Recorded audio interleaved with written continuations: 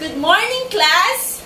Okay, so please stand up for an opening prayer. So who wants to lead the prayer? Okay, yes, Ivy. In the name of the Father, and of the Son, and of the Holy Spirit, Amen. So, good morning once again, grade 5 and grade 6. How are you feeling today? Oh, that's glad to hear. How about the others from grade 6? Laura? Oh, that's nice. I'm glad to know how are you feeling right now. This time, let us check your attendance.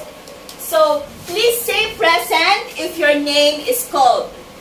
Ivy, Hannah, Shane, Jalea, Diane, Rose, Rochelle, and Marveline.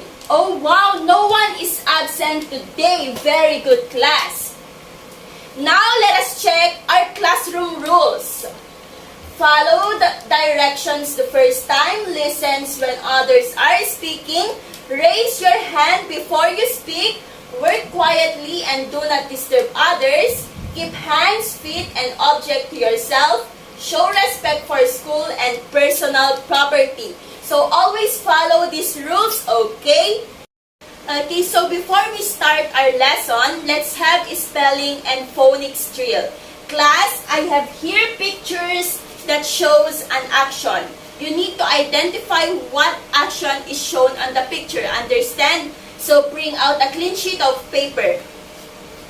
Okay, so let's start. For the first picture, the second picture, the third picture, the fourth picture, the fifth picture, the sixth picture, the seventh picture, the eighth picture, the ninth, and the last one. Okay, so are you done, class? Okay, so let's give the answers for each picture. So the first one, what answer is this? Okay, very good. It is read. How about the second picture? It is Jalea. Very good. It is wash. How about the third picture? Any volunteer from grade 6? Diane. Very good. It is run. How about the fourth picture? Yes, Rochelle? Very good. It is drive. How about the sixth picture? It is give. Very good. How about the seventh picture? Yes, Julian. It is brush. Very good. How about the eighth picture? Yes, Jalea. It is walk. Very good. How about the ninth picture? It is drink. Alright. And how about the last picture? It is sing. Okay, very good, class. So now I have here words that you've spelled a while back. So the direction is read the following words with correct intonation and pronunciation. So for the first one, pronounce it read. Okay, that's right. For the second one, pronounce it wash. Wash. For the third one, pronounce it drive. For the fourth one, pronounce it walk. For the fifth one, pronounce it dance. For the sixth one, pronounce it run. For the seventh one, pronounce it brush. For the eighth one, pronounce it drink. For the ninth one, pronounce it play. And the last word is give. Okay, once more. Read, wash, drive, walk, dance, run, brush, drink, play, and give. Alright. So, class, let us look at these two pictures. What can you say about these two pictures? What can you say about these two pictures? Yes, very good. Then and now. So, do you still remember what you used to do when you are small? Okay, playing. How about now that you are now grown up? You are are now studying. How do you feel when you recall these activities? Yes, great experience, happy moments. Okay, so for us to understand the poem that we are about to read, let us first unlock the meaning of unfamiliar words on the poem. So the direction is read the sentences and guess the missing letter to form a word using the context clues. So for the number 1, Anna's baby was around on its hands and knees. So the clue is given. What is the missing word? Yes, very good. It is crawling. How about number 2? Yes, Lauro. The children were screaming and at each other's hair. So, what is the missing word? Very good. It is tearing. How about number 3? Jake spent the morning weeds in the garden. So, what is the missing word, TJ?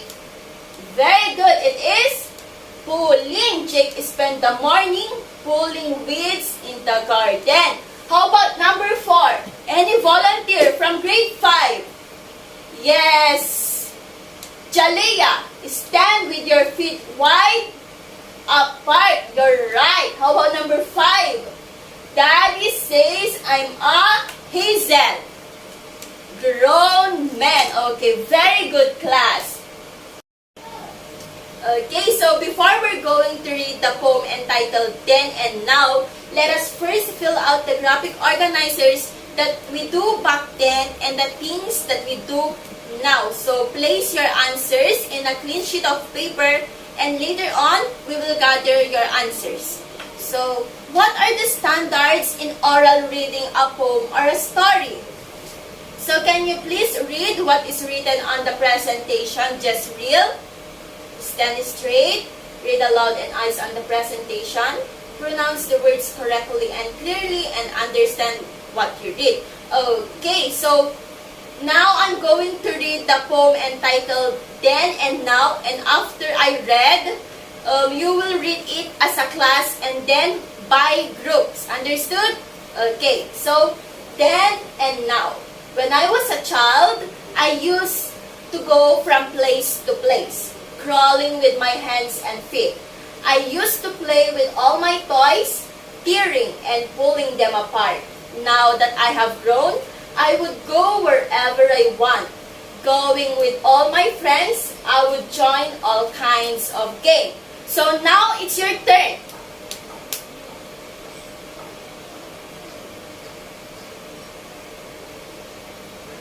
Okay, very good. Now, grade 5, group 1, grade 5, group 2, grade 6, group 3, and grade 6, group 4. Okay, so let's start with grade 5, group 1. Okay, it's your turn.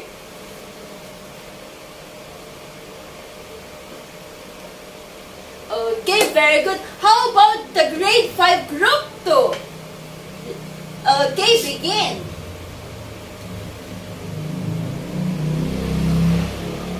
Very good reading. How about the grade 6 group 3?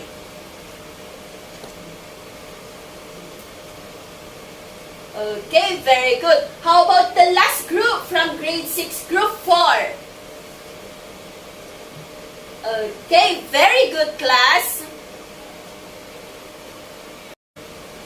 Okay, so let us go back with our graphic organizers and gather all your answers. So you need to read all the things that you did then and now. Okay, so who wants to share his or her answer? Okay, Jasmine. You are playing. Then how about now? You are shopping. How about the others? Yes, marveling. You are crawling. Then how about now? You are walking. How about the last one? Layla. You are small. Now you are tall. Okay, so the poem that we read is all about the things that the author did when he was young and the things that he does now that he grown up. Okay, so for us to fully understand the poem, let us answer these following questions. So, Question. So what did the author used to do when he was small? Yes, Rochelle? Okay, he is playing and crawling. Now that he grown up, what does he do now? Any volunteer from grade 5? Yes, Charmaine. He is shopping. Going from place to place. So what do you think is the feeling of the author when he recalls what he does when he was a child? Yes, very good. Happy moments. Next one. So when you were 7 years old and below, what is the best experience that you will not forget? What is the best experience that you will not forget, class? Yes, Aliyah? You're playing with your cousins. Okay, so for the last one. So now that you've grown up, what do you usually do? How does it help you in your everyday living? Diane? Okay, brilliant answer. Okay, now you will have your group activity. So I will divide you into 4 groups. Each group will have an activity. Remember that you are all required to participate to finish your assigned task. So this is the grade 5 group 1, grade 5 group 2, grade 6 group 3, and grade 6 group 4. So for the grade 5 group 1, show me a picture. So you need to portray the things that the author did when he was a child. So for the grade 5 group 2, draw the things that the author did when he was a child. And for the grade 6 group 3, write down the things that the author did when he was a child.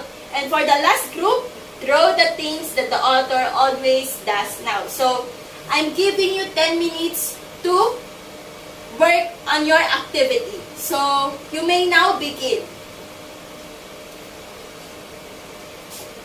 So are you done, class? Okay, so please choose one representative to present your work. Okay, so for the grade 5 group 1, are you ready? Okay. Okay, very good, grade 5 group 1. How about the grade 5 group 2? Nice work. How about the grade 6 group 3? Okay, very good. How about the last group? Okay, nice drawing. Okay, grade 5. So what helping verbs were used to describe what he always did when he was small? Diane? Okay, you are right. So what helping verbs were used to describe what he always did now that he grown up? Yes, very good, Rochelle. Class, the word used to and would are called modals. So let us read this paragraph and learn more about modals. So we usually visit my grandparents every Sunday. Early in the morning on Sundays, Mother will prepare some food to take with us. She will cook fish as well as chicken. So for the grade 6, these are verbs that were used on the poem. So the crawling, tearing, use, play, was, and go. So can you please read the first phrase? When I was a child. Okay, for the second phrase, I used to play with all my toys. How about the third phrase? I will join all kinds of games. And for the fourth phrase, I used to go from place to place. Okay, class, for the grade 5, I have some questions to you about the paragraph that you have read. So, how does Mother usually do on Sundays? Okay, yes, Chalea. They are preparing for food. They are also visiting their grandparents. Okay, very good. What helping verb was used to express what Mother usually do on Sundays? Yes, Shania? Okay, you are right. So, class, what do we call these activities that we always do or always did in the past? It is called past tense. Okay, you are right. So for the grade 6, what is the verb in the first phrase? Is the verb was, present, or future? The word was, it is in the past tense. Alright. So how about the second and third phrase? So for the second one, I used to play. It is in the past tense. How about the third one? I will join all kinds of games. So the word I will, it is in the future tense. You are right, Charmaine. And for the last one, I used to go from place to place. So the word use is in the past tense. You are right. Grade 5, remember that modals are verbs used with other verbs. They can express a habit. Used to, would are used to express a past habit. And will is used to express a present habit. Okay, so for the grade 6, the present tense is formed by is, am, or the base form of the verb. S or es is added to the base form of the verb when the subject is plural. So the past tense is formed by adding d or ed to the base form of the verb. Was or were are the past tense of the verb be. So the future tense is formed by using shall or will with the base form of the verb. So now that you have learned about modals, let us have an activity. So for the grade 5, with your seatmate, think of at least 2 modals that you want to use and compose a short sentence using the model. So share it with your partner and do it vice versa. Okay, so for the grade 6, write down at least 3 examples of verbs. Use it in a sentence showing the present tense, the past tense, and the future tense. So share it with your seatmate or your partner. So I will give you 5 minutes to do it. So in class, okay, so please pass your papers forward. Okay. Now, I will give you another individual activity to work on. So, I will give you worksheets. So, for the grade 5, read the sentence and write the appropriate modal to complete the sentence. For the grade 6, write the sentences using the given phrase with the tense of the verbs as. So, okay, this is your worksheets for the grade 5. And this is for the grade 6. So, I will give you 5 minutes to do it. So, you may now start. Okay. For the grade 5, are you done? Okay, so please pass your papers forward. Okay. So, for the grade 6, are you done, class? Okay, please pass your papers forward. I will going to collect it. Okay, very good, class. So, what modals are used to express a past habit? Grade 5. It is called past tense. Very good, Rochelle. What modals are used to express a present habit? It is present tense. So, for the grade 6, how many tenses of the verbs do we have? Yes, very good, Syra.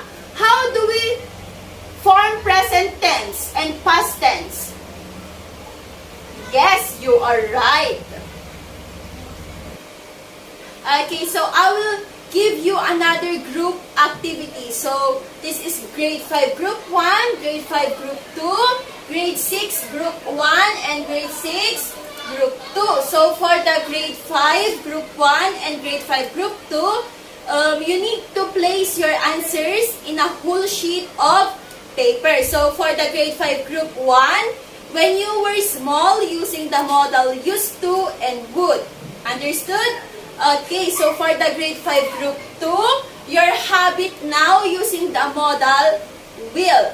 And for the grade 6, group 1 and group 2, I will give you 2 worksheets to work on. So for the grade 6 group 1, you need to answer circle the verb in each sentence. So, you need to write PR if the verb is in the present tense, PA if it is in the past tense, and FU if it is in the future tense, I should say. So, for the grade 6 group 2, you need to write the proper tense of the given verb in the sentences. So, this is your worksheets for the grade 6, group 1, and group 2.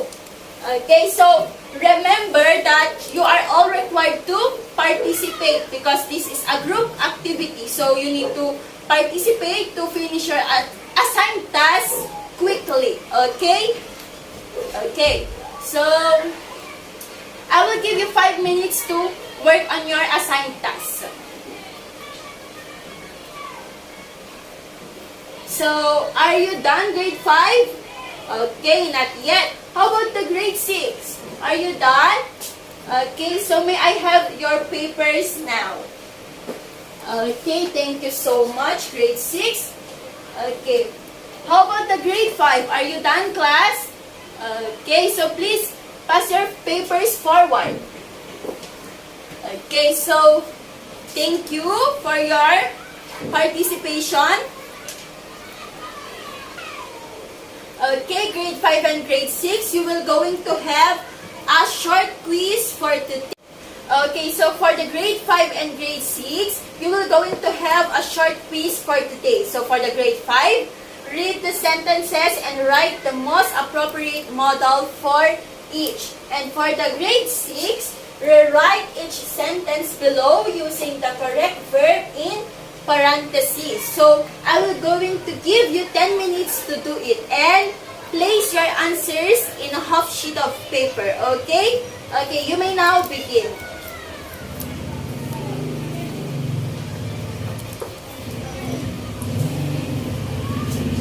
So, are you done, class? Okay, so pass your papers forward. Okay? For the grade 5. Okay.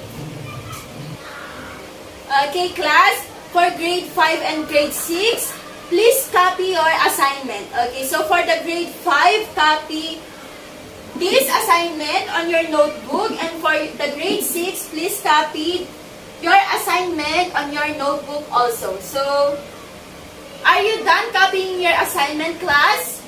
Okay, that's good. So, thank you so much, grade 5 and grade 6, for your active participation. And I hope that you've learned something today. Goodbye and see you again tomorrow.